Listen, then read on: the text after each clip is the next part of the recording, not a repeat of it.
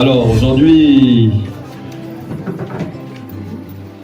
j'ai cette responsabilité de nous entretenir sur un thème qui m'a été révélé par Dieu. Ça fait de cela près d'un mois. Vous savez, quand Dieu s'adresse à quelqu'un, c'est avec un message particulier. Alléluia. On ne ramasse pas le message parce qu'on a constaté quelque chose et tu viens dire. Ça n'a rien à y voir avec un message qui vient de Dieu. C'est un constat que tu as fait, et puis tu veux faire le constat aux hommes. Ça, c'est pas bon. Alléluia. Il faut recevoir quelque chose de Dieu. Tu parles. Et je sais que forcément, il y a toujours des gens qui sont frustrés. Ils n'aiment pas écouter. Alléluia. C'est souvent bizarre, mais c'est ça. On va faire comment? Il serait mieux de dire la vérité. Mais la Bible nous dit que dans nos temps actuels, les gens vont haïr la vérité. Ils vont aimer attendre ce qu'ils veulent entendre. Mais ce n'est pas ce que Dieu a prévu pour nous ce matin. Alléluia. Nous allons donc parcourir certains passages. Je suis dans le livre de 1 Samuel, à son chapitre 2, à ses versets 12 à 36. Et nous allons comprendre un autre passage dans le livre de Galates. Galates chapitre 5,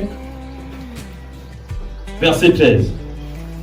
En fait, ici, quand Dieu m'interpelle, il dit, écoute, tu parleras de ça à mon peuple. Et quand il parle de son peuple, je ne suis pas exclu de son peuple. Amen. Il faudrait qu'on comprenne bien. Mais il dit, voici le message que tu dois parler. Et ici, dans le livre de 1 Samuel, à son chapitre 2, à ses versets 12 à 36 que nous avons lu, c'est une histoire. Et une histoire un peu bizarre. L'histoire, c'est laquelle? En fait, Élie qu'on parle ici, ce n'est pas Élie le prophète. C'est Élie le sacrificateur. Et Élie le sacrificateur avait deux enfants. Et les deux enfants qu'Élie avait choisis, pas choisis autant pour moi, mais qu'Élie avait mis au monde, étaient des personnes qui restaient là où le père est, bien sûr. Mais ce qui était bizarre, c'est que il n'arrivait pas à respecter le sacrifice qu'on offrait, ou encore ce qu'on amenait à la maison de Dieu. Il faut encore dire qu'il n'avait pas un respect. Il n'avait pas de l'estime pour ce qui se faisait dans la maison de Dieu. Et cette estime était comment? Et pourquoi cela a continué? En réalité, ces personnes n'avaient pas commencé seulement quand Dieu les sanctionne. Ils le faisaient depuis, ils le pratiquaient depuis ces genres d'actions. C'était juste la goutte d'eau qui a dépassé le vase. Et ce sont des personnes qui avaient un mauvais témoignage. Leur père, sacrificateur, on va dire pasteur, évangéliste, prophète, docteur, apôtre. Et ces personnes n'arrivaient pas à respecter ce qui était sacré à Dieu. Et ils venaient le bafouer à tout moment. Au verset 23, vous avez compris que Élie a regroupé ses enfants et il a parlé à ses enfants. Et quand Élie parle à ses enfants, on dit en tout cas, le vieux là, pas trop. Vous savez, quand le conseil est toujours le même, que tu donnes toujours à l'enfant, à un moment donné, il va commencer à surpasser cela. Il va voir ça comme un emmerdement. Ah, tu parles trop, papa. Tu parles trop. Maman parle trop. Et il n'a pas repris comme il fallait le reprendre. Vous savez, on dit qu'Élie a parlé à ses enfants. Mais on va vous démontrer plus tard que quand le serviteur de Dieu vient vers Élie, il dit ce que tu fais n'est pas bon. Au départ, on vous dit qu'Élie a parlé à ses enfants. Mais Dieu envoie quand même un serviteur pour aller confronter Élie sur les actions que posent ses enfants.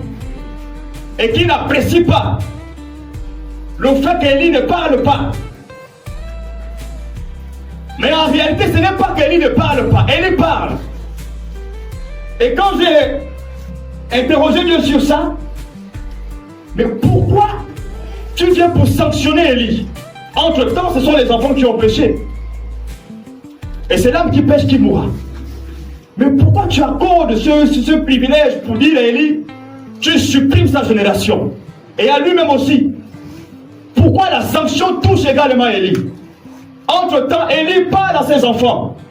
Et il me dit, écoute, il a parlé pas. Vous savez ça? Vous savez, au milieu chrétien, on a tellement une facilité de pouvoir bafouer tout ce qui est sacré. On est libre, nous sommes tous sacrificateurs. On a le libre choix. On est tous les arbitres de nos propres vies. On est tous les sacrificateurs. On peut manger ce que peu importe qui peut manger. Vous tombez sur le coup de Dieu. Et vous déshonorez Dieu. Bafouer le sacrement de Dieu sous prétexte que je suis sous couvert. Et mon pasteur, tu es en train de bafouer celui qui a autorisé cela, ou encore qui a établi cela, sans te rendre compte. Un jour, un pasteur m'avait dit, écoute, la facilité n'est pas toujours la voie qui conduit au succès. Nous sommes libres. Et les enfants de lui ont dit, moi je fais. Qu'est-ce que papa va encore dire? C'est la même chanson. Il parle trop, papa, là, il parle trop. Je suis fatigué de lui. Amène-moi les offrandes là ici, je vais manger. Et surtout les bonnes parties qui sont réservées à Dieu là, c'est ça que lui il prend. Amène-les-moi, je vais manger. Et qu'est-ce que papa va dire? Il est déjà vieux. Ah, on finit, alors on va faire. Et Dieu décide de les sanctionner. Élie écope la sanction. Élie pouvait dire, mais Seigneur, j'ai parlé. Il dit oui. Mais bien aimé, il a parlé. Écoute, frère, mon fils, il ne faut pas toucher ça, ce n'est pas bon. Sinon tu vas te faire mal. Ok, papa. Et pas. Il revient, il le touche. Je t'ai déjà dit, papa, ne touche pas ça. Sinon tu vas te faire mal. Et il s'est fait mal. En réalité, tu ne lui as pas vraiment parlé. Vous savez, chez nous, voici comment ça s'est passé dans ma famille. Vous savez, les chrétiens semblent être... les choses de Dieu, c'est facile, comme je disais. C'est simple. C'est la raison pour laquelle les chrétiens d'aujourd'hui, si vous nous comptez dans la salle, demain nos enfants, ce seront les futurs païens. Où sont déjà des païens? Parce que justement, la facilité est rentrée dans nos maisons. Mais je vais arriver là-bas. On va se calmer. On rentre d'abord chez nous ici. Dieu reprend Élie. Élie, ce n'est pas bon. Sur cette base, tes enfants vont mourir. Et c'est ça le signe que tu sauras que moi j'ai accompli ce que je te dis. Et comment tu arrives à honorer tes enfants plus que Dieu? Comment tu n'arrives pas à reprendre tes enfants? Mais il dit, j'ai repris. Il dit non. Et mon père, pour nous reprendre, voici ce que lui il a employé comme méthode. Il nous dit, écoutez, parce qu'il m'a appelé les gens pour lui dessiner les tableaux dans son hangar. Il dessinait les sirènes, dessinait tout ça. En fait, tout cet hôtel était dessiné sur les tableaux. Et il vient, après qu'on ait dessiné, ils ont dessiné comme ça, il nous appelle, il dit, venez. Vous voyez le dessin là? On dit oui, papa. Il dit, je vous interdis de toucher ce dessin. Vous savez, souvent après dessiner ou après couler un béton, c'est que nous on fait souvent c'est quoi? On pose le pied au béton comme signe pour dire que moi je suis passé par là. Quand on a dessiné sur les murs, il y a la peinture qui est là, on vient, on écrit. En fait, lui, c'est ce qu'il a dit, c'est quoi? C'est que vous n'allez même pas toucher ce dessin. Est-ce que vous avez compris? On dit oui, papa. Et là, il appelle tous ses enfants. Nous sommes 10. On dit oui, papa. Il dit ok. Et nous, on veut partir. Il dit non, mais pourquoi vous partez comme ça là? Vous ne voyez pas que c'est facile? On dit comment? Il dit venez. Il envoie la dernière. Il va appeler, va prendre Yéyette. Yéyette, en fait, c'était le nom de la chicotte. Et quand il prend la chicotte, il dit écoutez, vous vous mettez en rang en fonction des lignes d'arrivée. Et je vais vous taper en fonction de votre âge. C'est-à-dire que si tu as 15 ans, il va te chicoter 15 coups. Et là, il vient. Il commence à taper. Il tape, jusqu'à ce qu'on parle, nous tous on pleure. Mais qu'est-ce qu'il venait dire là? Il venait dire que le jour même que la pensée va te traverser, à vouloir toucher cela, tu vas te rappeler de la chicote. Ça, c'est rien que les prémices de ce qui va t'attendre. Je t'avertis par les prémices de ce qui va t'attendre déjà.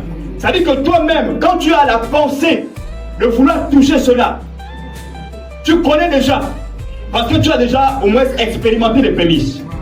Et donc, il y avait comme une certaine sincérité dans ce qu'il faisait.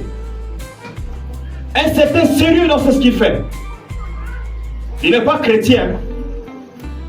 Un vrai traditionnaliste. Reconnu. Voici comment il a éduqué ses enfants. Voici comment il a éduqué ses enfants. Dans la maison de Dieu, la Bible dit que nous sommes appelés tous à la liberté. Mais seulement, ne faites pas de cette liberté un prétexte de vivre selon la chair. C'est quoi un prétexte? Dans la maison de Dieu, il y a des personnes que Dieu a établies. Il y a les pasteurs, il y a les gérants. Vous savez, quand on est un peu trop proche des pasteurs là, ce sont nos amis, n'est-ce pas? On est permis de dire ce qu'on veut à notre ami. Vous vous trompez. En fait, manquer de respect à un ou un de Dieu, c'est manquer de respect à Dieu. Sans te rendre compte. Ce n'est pas parce qu'ils vous font rire que ce sont vos amis. Ce n'est pas parce que le pasteur se met à rire que c'est votre ami. Ils ne sont pas vos amis. Ils auront des comptes à rendre à Dieu sur comment il a fait. Comment il a pu vous enseigner. Sur votre âme. Ce sont les garants, ce sont les gérants. Et Dieu les a établis ainsi. Et ne faites pas de cette liberté un prétexte de faire ce qu'on veut. Dans la maison de Dieu, c'est structuré. Mais le problème, c'est que les enfants de Dieu n'arrivent pas à connaître même ce qui est sacré. Malheureusement. Vous savez que dans l'église, il y a même déjà des personnes qui ont reçu des malédictions, qui ne proviennent pas des hommes et des dieux. Parce que justement, il y a des choses sacrées que nous avons violées. Et j'étais aujourd'hui un peu rassuré sur un peu le sujet que nous avons pleuré ce matin. Ils ont énoncé ce sujet-là un peu. J'ai dit, mais c'est la confirmation du message. Et il y a des personnes qui sont établies dans la maison de Dieu à faire certaines tâches que tu n'as pas le droit de le faire si tu n'as pas été consacré pour cela. Vous n'avez pas écouté une histoire dans la Bible qu'il y a quelqu'un qui a voulu soutenir l'âge qui voulait tomber. Hein? À cause de quoi? Il est mort. Non, il n'est pas tombé, va mieux. Vous êtes sûr? Mais il voulait aider les autres, non? Il ne voulait pas aider. L'action qu'il a posée, est-ce que ce n'était pas bon? C'était bon. Hein? Mais pourquoi Dieu le tue? Mais comment nous arrivons à toucher des choses que nous savons que nous ne sommes pas appelés à ça, mais on arrive à faire? Vous comprenez ça comment? Donc Dieu a changé. Si tu n'avances pas, moi je souhaiterais qu'au sortir de ce moment, tu demandes pardon. Si tu es dans la situation là, c'est important. Peut-être que tu ne vois pas ces choses. Vous savez, il y a ce qu'on appelle bénéficier de quelque chose sous couvert. Ce qui est destiné à moi, quand je prends, je te le donne. En réalité, c'est ce qui est béni. Mais ce qui est réservé à moi, quand toi tu prends sans demander mon autorisation, sans demander mon avis, tu prends, tu pars. Pour toi, tu es béni. Et c'est dans la maison de Dieu.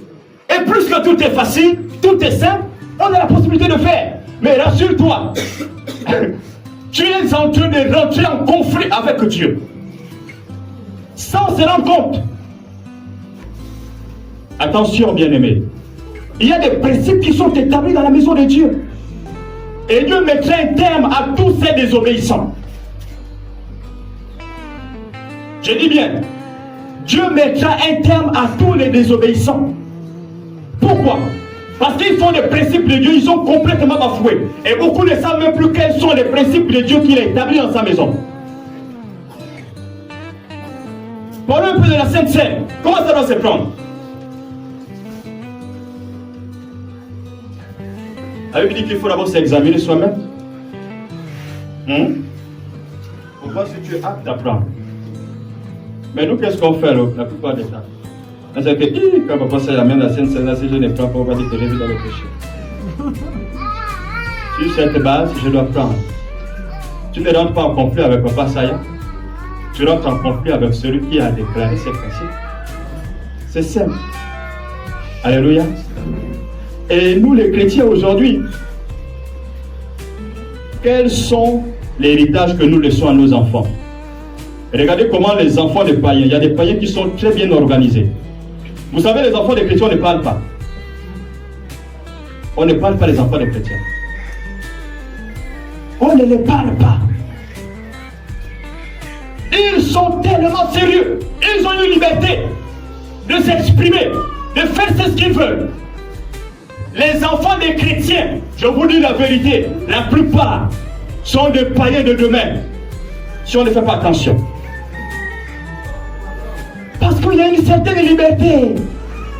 Comment vous allez comprendre un père, une mère chrétienne, dire mon enfant me dépasse, celui que tu as poussé te dépasse? Tu formes un païen dans ta maison, tu es fier de toi. Qui ira en enfer, tu es fier de toi. Ça ne te dérange pas, mais il me dépasse. 9 mois, il te dépasse. Les chrétiens, il faut qu'on les félicite. Ce n'est que chez nous qu'on connaît ça. Je vous dis la vérité, le chrétien a une facilité dans beaucoup de choses de Dieu. Josué un jour a dit, il a convoqué le peuple d'Israël. Il a dit parmi nous tous ici, chacun va choisir le Dieu qu'il veut servir. Soit le Dieu de vos pères. Mais moi et ma famille, j'ai décidé de servir le Seigneur. Et quand il parle lui et sa famille, c'est qu'il est comme non seulement sa femme et tous ses enfants à l'intérieur. Tête de liste, tu es l'arbitre de ta maison.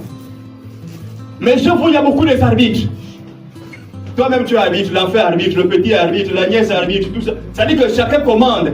Chacun rentre à l'heure qu'il veut. Chacun part à l'heure qu'il veut. Non, bien-aimé. Dieu m'interpelle ce matin pour dire, arrêtons ça. Ne bafouons pas ce qui est sacré. Dans la maison de Dieu, il faut que le respect soit établi. Les serviteurs de Dieu, on peut blaguer avec eux, mais ce ne sont pas nos amis. C'est un principe qu'il faut comprendre. On a la facilité de s'approcher devant les serviteurs de Dieu. C'est tous nous qui sommes à côté des pépales. Ah, papa aussi est comme ça. Oh, il est comme ça. Oh, lui aussi est... Non, non, non. En fait, c'est ton père, lui. Mais il porte une autre casquette. C'est un sacrificateur. Et il a des comptes à rendre sur ton âme. Parce que lui ne traite pas seulement ton âme. Lui traite l'esprit, corps et âme.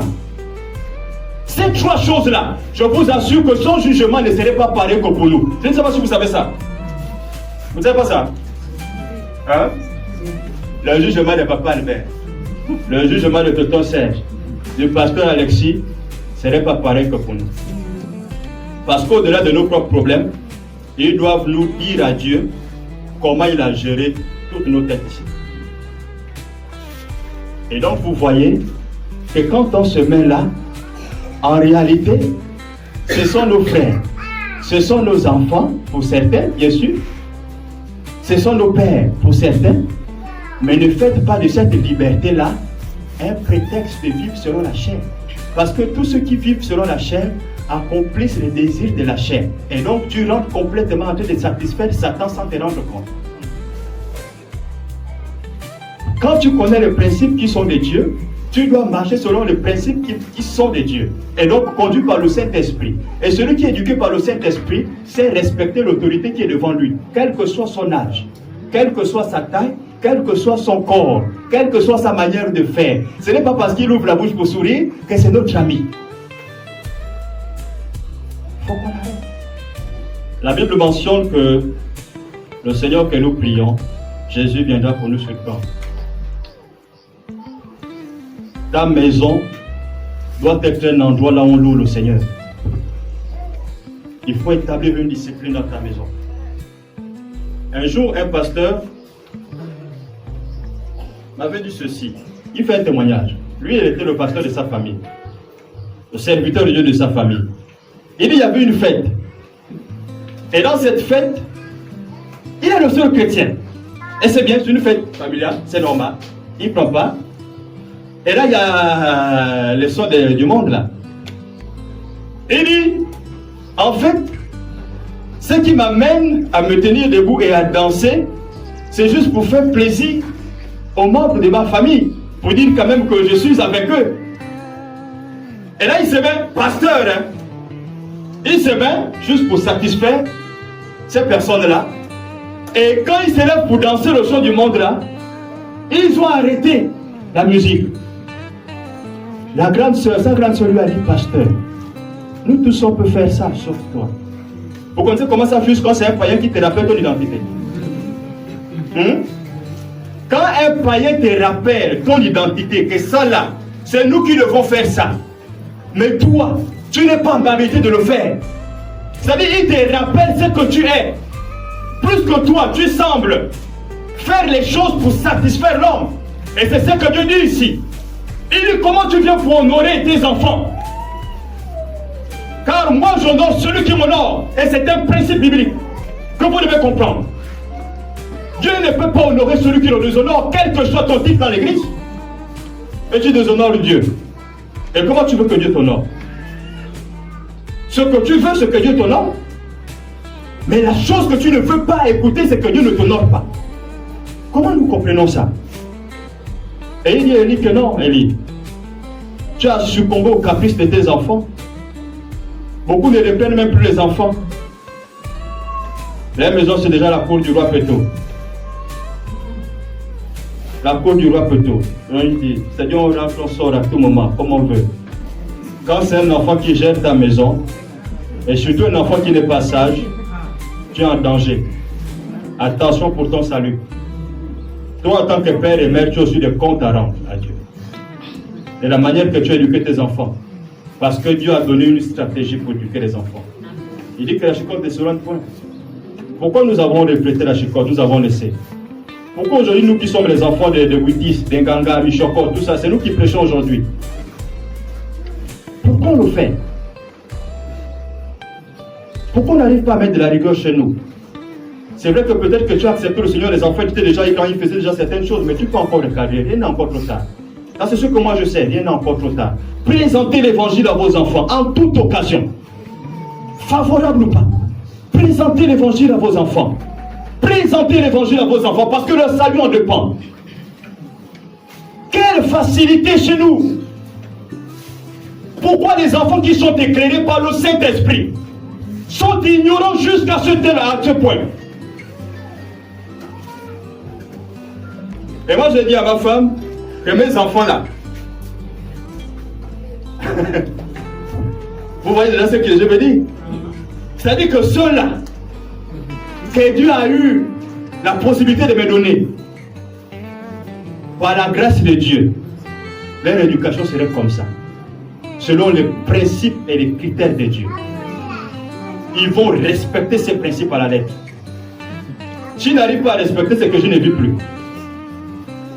Et ça, c'est une promesse que entre Dieu et moi je dis à Dieu. Il ne peut pas me donner les enfants et que mes enfants vont en enfer tandis que je parle au ciel. Quelle douleur! Comment vous comprenez ça? Voilà ton enfant en enfer. Tu es là. Quelle fierté pour toi qui va t'animer. Alors, il n'est pas encore trop tard. N'éloignons pas la parole de Dieu de nos enfants. N'éloignons pas à nous qui sommes leaders à prêter la parole de Dieu. Prêcher la parole de Dieu. Mais il faut leur rappeler qu'il y a des sacrements à respecter dans la maison de Dieu. Vous savez, tout encore peut se refaire. Tout peut se refaire encore. Moi je le crois. Parce que le Seigneur Jésus est avec nous. Je sais que tout peut se refaire. Ramenons tous, que ce soit ici dans l'église, que ce soit dans nos maisons, en tant que chef de famille bien sûr, ceux qui sont chefs dans leur famille, tout peut se refaire encore. Nous allons prier un instant.